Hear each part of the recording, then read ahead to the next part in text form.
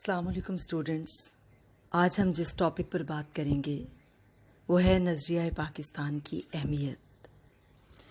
بچوں، نظریہ پاکستان ہمارے ملک کی شاندار عمارت کی بنیاد ہے۔ جس طرح ہر عمارت کو بنانے سے پہلے اس کی بنیادیں پتھر، اینٹوں، گارے یا سیمنٹ سے جوڑ کر بنائی جاتی ہیں اور پھر ان بنیادوں کی حفاظت بھی کی جاتی ہے، کیونکہ اگر بنیاد اکھڑ جائے تو بڑی سے بڑی عمارت سنگ و خشت کا ڈھیر بن کر اوندھے منہ گر جاتی ہے۔ بالکل اسی طرح کوئی ملک اگر رنگ، نسل، زبان، قومی مفادات، مذہب یا تحفظ کی خواہش کی بنیاد پر بنتا ہے تو پھر اس مخصوص بنیاد کی حفاظت بے حد ضروری ہوتی ہے، اور اس قوم اور ملک کے افراد اس اساس کی حفاظت کرنے کی کوشش کرتے ہیں۔ اگر وہ حفاظت کرنے میں ناکام ہو جائیں تو پھر اس ملک کا شیرازہ بکھر جاتا ہے اور وہ ملک ٹکڑوں میں تقسیم ہو کر کمزور خود مختار علاقوں میں ڈھل جاتا ہے۔ بچوں، تاریخ کی خاموش نگاہوں نے اسی طرح بڑی بڑی سلطنتوں کو تسبیح کے دانوں کی طرح بکھرتے ہوئے دیکھا۔ چنانچہ سلطنت عثمانیہ کے زوال کی وجہ بھی یہی تھی کہ مسلمان اپنی اساس سے دور ہوتے چلے گئے اور باہمی تفرقات کا شکار ہو گئے۔ علامہ اقبال نے مسلمانوں کی اس حالت کو بیان کیا کہ وائے ناکامی متاع کارواں جاتا رہا، وائے ناکامی متاع کارواں جاتا رہا، کارواں کے دل سے احساس زیاں جاتا رہا۔ تو بچوں، نظریہ پاکستان بھی ہماری اساس ہے۔ در حقیقت نظریہ پاکستان بر صغیر کے مسلمانوں کی وہ سوچ تھی جس کے تحت وہ اپنے دین پر عمل کرنے کے لیے ایک الگ آزاد مملکت کا قیام چاہتے تھے۔ وہ ایک ایسی دھرتی، ایک زمین کا ایسا مخصوص ٹکڑا اور ایک ایسا خطۂ ارض چاہتے تھے جہاں وہ اپنے مذہب کے اصولوں اور اپنے دین کی اقدار اور اس کے اخلاقی اصولوں کے مطابق اپنی زندگیاں گزار سکیں۔ چنانچہ انہوں نے اسی نظریہ اور اسی خیال کو مد نظر رکھ کر ہندوؤں اور انگریزوں کے سامنے ایک الگ وطن کے قیام کی خواہش کا اظہار کیا اور پھر اپنی اس خواہش کو اپنی زندگیوں کا نصب العین بنا لیا۔ انہوں نے اس مقصد کو حاصل کرنے کے لیے جدوجہد کی اور ایک الگ وطن دنیا کے نقشے پر ابھر کر سامنے آ گیا۔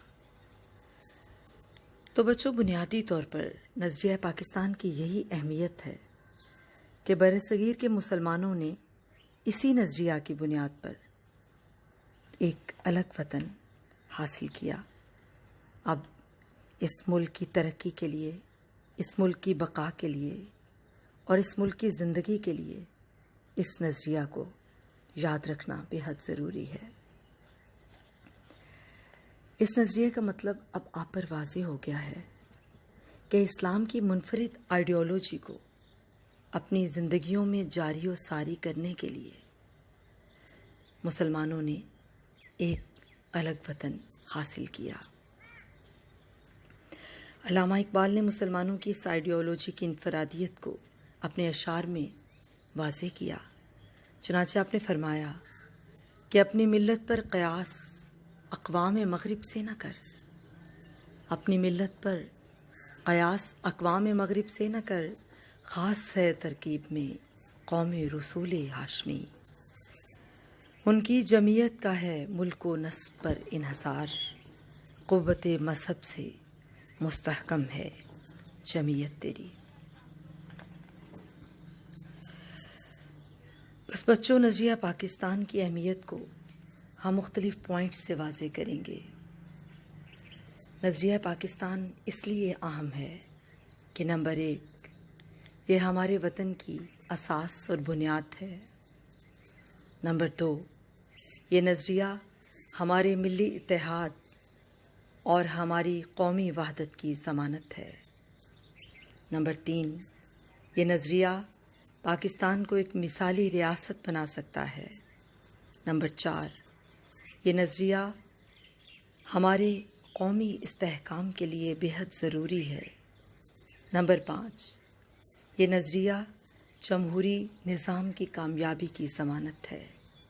نمبر 6، یہ نظریہ اسلامی جمہوریہ پاکستان کو ایک حقیقی اسلامی اور فلاحی مملکت بنا سکتا ہے۔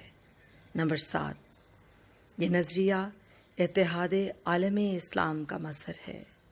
نمبر 8، یہ نظریہ پاکستانیوں کے کردار کو مضبوط اور ناقابل تسخیر بنا سکتا ہے۔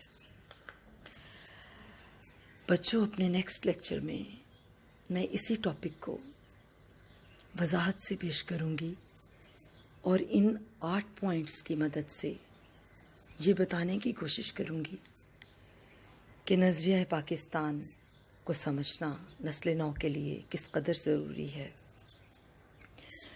علامہ اقبال نے اس نظریے کی اہمیت کو واضح کیا اور فرمایا کہ یہی مقصود فطرت ہے، یہی رمز مسلمانی، یہی مقصود فطرت ہے، یہی رمز مسلمانی، اخوت کی جہانگیری، محبت کی فراوانی۔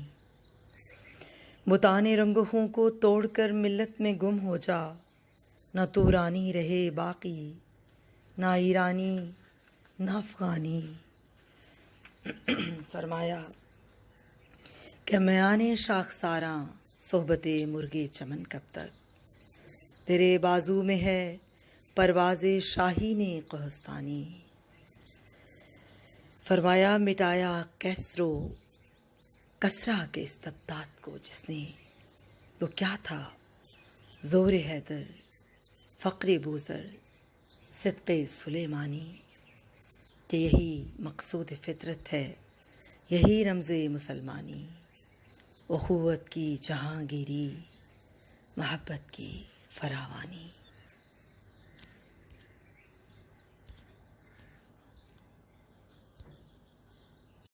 السلام علیکم اسٹوڈنٹس، آج ہم جس ٹاپک پر بات کریں گے وہ ہے نظریہ پاکستان۔